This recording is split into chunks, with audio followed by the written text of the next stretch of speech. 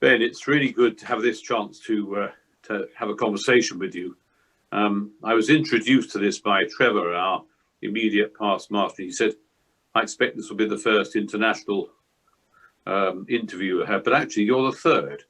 I've interviewed someone in southwest France and someone in New England, but I've never got as far as Budapest. So this is a very interesting start.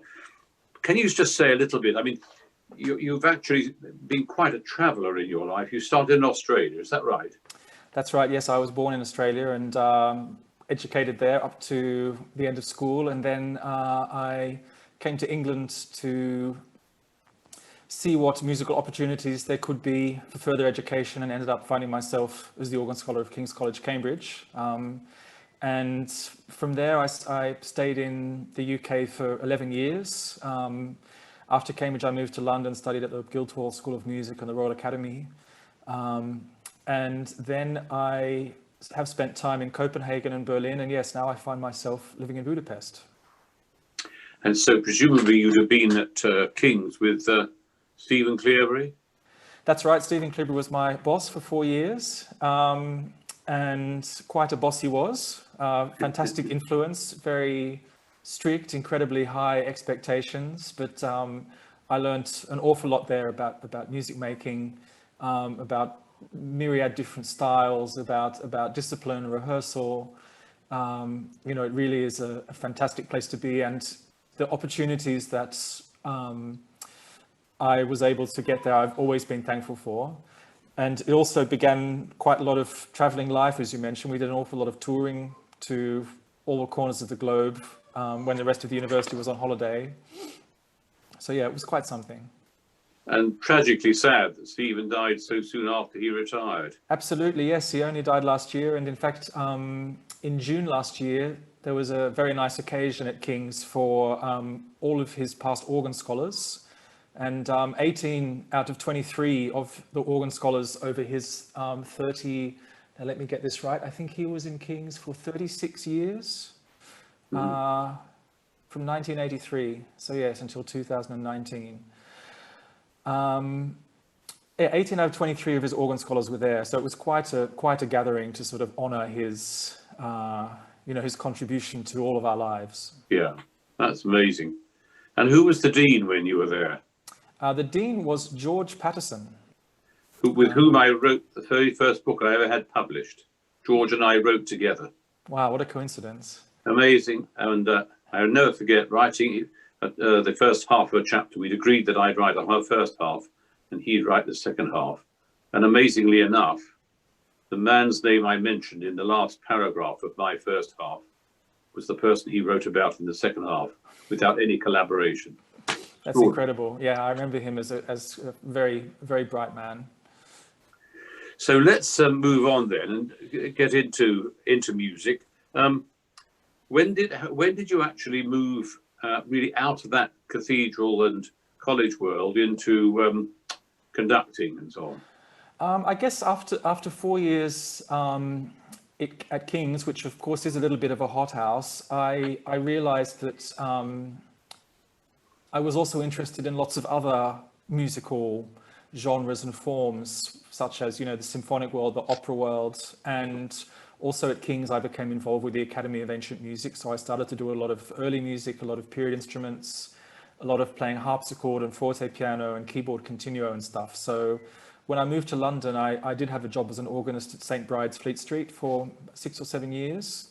So I did keep my hand in the choral world, and I played harpsichord and organ for lots of the early music ensembles, but I was very interested in opera, in theatre, working with solo voices, and so I started to orientate myself towards conducting. Presumably while you were at St. Bride's, did you encounter the bubble anthem being sung during the stationer's bubble service? It rings a bell, but there were so many services there, and there were 3 or 4 of us music staff that we kind of rotated. There were all manner of special services with special traditions, unique traditions. The most famous one, I think, was the Easter Sunday morning egg rolling down Fleet Street. Oh, yes. Yeah, which still Well, still happens to this day. well, the bubble service was the text for the preacher is "Life is a bubble," and Yes, yes, yes. of It's course coming back to me. yes, and in short, the bubble anthem was "I'm forever blowing bubbles," set to a choral setting. This is coming back to me now very Great strongly fun. indeed. Yes, I must have played for that service a few times. Yeah. Yeah. Anyway, so you've been connected also with the Hanover Band for quite a while now. Yes, I met Caroline Brown, the founder of the band, I think around 2009, and she invited me to start directing the band. Firstly, we did some chamber music projects and then more and more orchestral things. Unbeknownst to me, she had sat on a panel of the Australian Music Foundation, which grants scholarships for postgraduate study to Australian musicians in the UK. And I ended up with a scholarship to help me study conducting at the Academy. And she was on the panel for that, but I didn't know her at the time, or even sort of who the panel was. So it was quite a little bit of synchronicity, let's say, that it turned out she knew much more about me than I knew about her at first. But yeah, she sort of placed her trust in me quite early on to, develop my skills, with her orchestra, which has been a fantastic journey so far. And all things are unique, of course. Yes. So you can't have things that are very unique, as people sometimes say. But what would you say is the particular uniqueness that identifies the Hanover Band? I think the Hanover Band, if you compare it to similar ensembles in the UK and Europe, is unique because unlike many of the other ensembles, the artistic director is or was not a conductor. And it's also not an ensemble which is run as a collective, by the players. So it was and is, Caroline's band, but she actually, directed it from the principal cello, or she even if there were guest conductors such as myself or others, it was a very special situation and a very good situation to be in, because we still had this kind of, I'm trying to think of the word, a sort of collaboration going on, all the time, because she would be playing in the orchestra, but she was still, her group. And that always made for a very interesting dynamic, I think, in rehearsals and concerts. So she wasn't always the one who was kind of, waving their arms around at the front. That wasn't for her. And in a way, I think that must have been quite liberating, because it freed her up to do, planning and organizing musicians and dreaming and developing the ensemble, into a very, very successful orchestra. And the Hanover Band was also one of the first, if not the first, orchestras to attempt Beethoven on period instruments.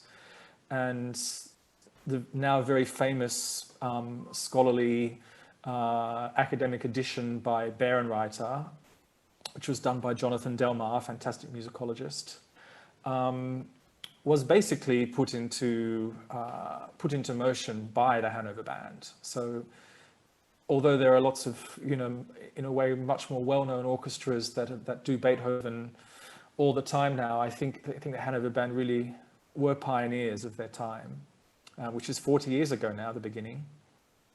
And very interesting what you were saying about how one might conduct from within the orchestra. I think it's at least once I've been to a classical concert at the Festival Hall where it was a piano concerto, and the soloist stood up then and conducted the orchestra. Yeah.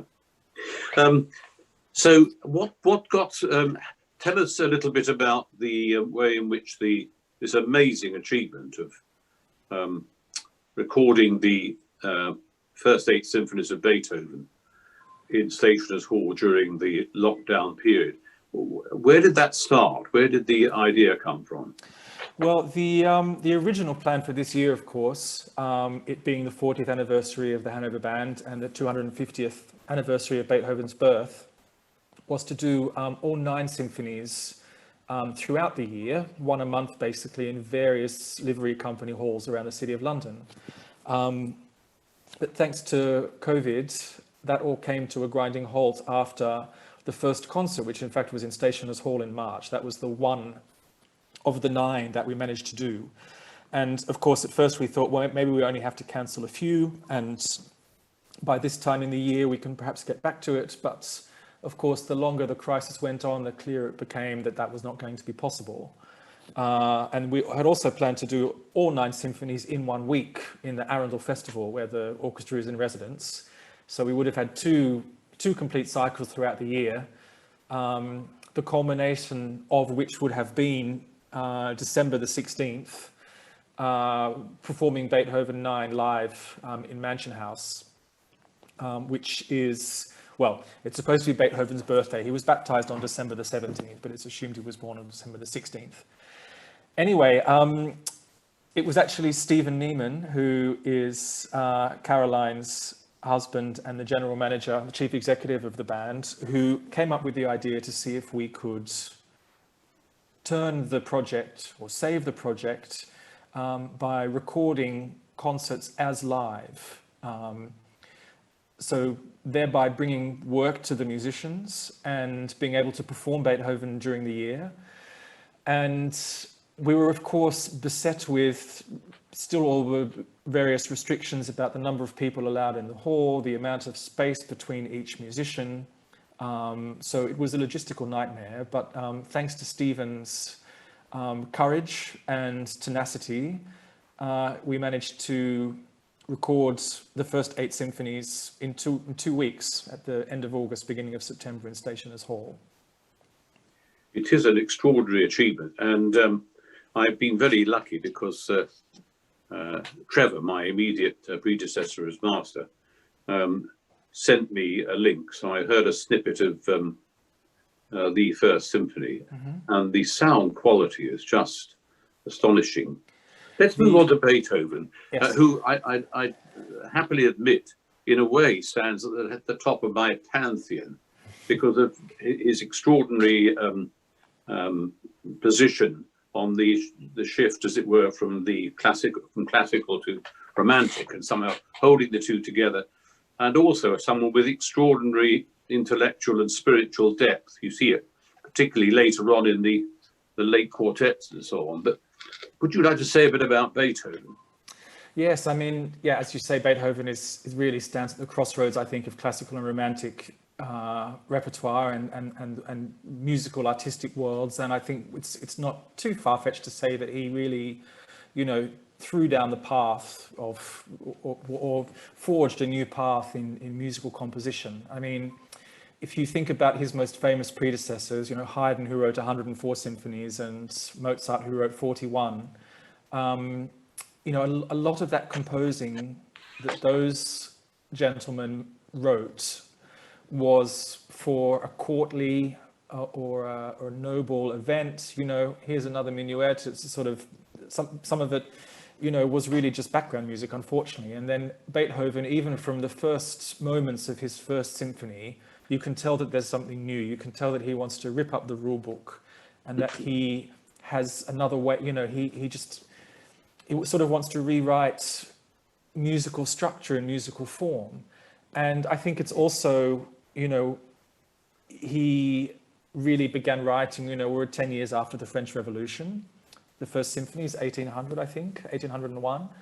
And that was at a time when composition became much more of a free art, and he wasn't writing to a prescription or to a request, basically. I mean, he was writing because he had to, and because he had something to say. And you see that especially through the path of his symphonies, the evolution of his musical mind, the struggles in his personal life, and the deafness which beset him from an early age. And the way that I think you can find, messages and feelings in his music, even when there aren't any words, which I think is, of course, we accepting the ninth, which bursts into song at the very end. And I suppose the Sixth Symphony is another mark of his extraordinary ability to invent new things with the sort of that feeling of program music throughout. Yes, I think also he was a man who was most at home in nature, and nature was the place where he could escape the noise of the city, that hum of life, which I think he found very, very stressful. And in nature, he was kind of at one with himself and at peace with himself. And I think you see a lot of natural elements in not only the Pastoral Symphony, but some of his other music as well, where his music sort of has this incredibly free flow to it. And are there any particular high points in that extraordinarily concentrated recording program you had?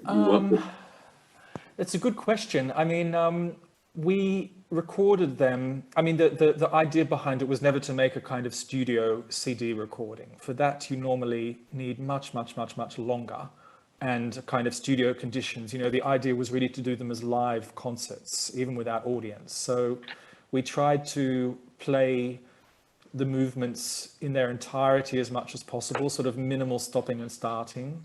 So, you know, they might not be absolutely perfect all the time in terms of ensemble or intonation or something, but I hope that they all have an incredible sort of spirit and energy. And I think without sort of being able to identify one high point, it's funny because at the end of the project, of course, you know, all the musicians went for a socially distanced pint and around the corner, and we're sort of discussing which was your favorite. And I mean, I think in a way it's a bit like a football dream team or something. You can't say that one symphony is the best, but you can say, you know, this movement is fantastic, this movement is fantastic. I mean, I love the first movement of the eighth. I think that's the last word in kind of sonata form structure. I love the second movement of the seventh, the kind of funeral march, and the end of the Eroica. I mean, there's the energy and effervescence of that, I think, is just absolutely extraordinary. So there's lots and lots of amazing parts. So yeah, it's something we would never have attempted in normal times. You know, we were absolutely crazy thing to do in normal times, and it was probably quite a crazy thing to do in these times. But I think it is a mark of our times to, you know, transform and innovate and think of new ways to present music and art. What you've just been saying is a marvelous way of summing up what we've been talking about, because I think I mentioned the first symphony and the sixth, the pastoral, and then you've mentioned, I don't know, the seventh, the eighth, the Eroica, and so on, and the ninth. So I think we've included virtually every one of them. Almost. Yes, almost, not quite. And you'll be interested. I've got on my table a new biography, a fairly new biography, I think, of Beethoven by an American. I can't remember the name of the writer now, but it's sitting there waiting to be read. And I'm now even more enthusiastic to get on with it.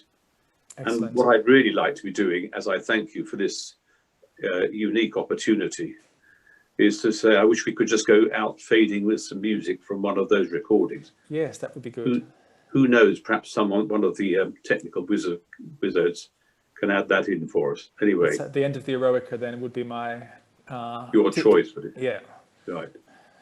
Okay, well, Ben, thank you very much indeed. It's been an absolute pleasure. And I hope this encourages every stationer who's heard about it to tune in to these 8 symphonies over the next weeks, and then eventually perhaps the 9th as well from the Mansion House. I hope so. Let's see about that. Thank you very much. It was a pleasure for me too. Thank you. Well, very happily, just as I said, we have been able to find those concluding bars of Beethoven's Eroica Symphony, and that's a marvelous way of finishing this really interesting conversation.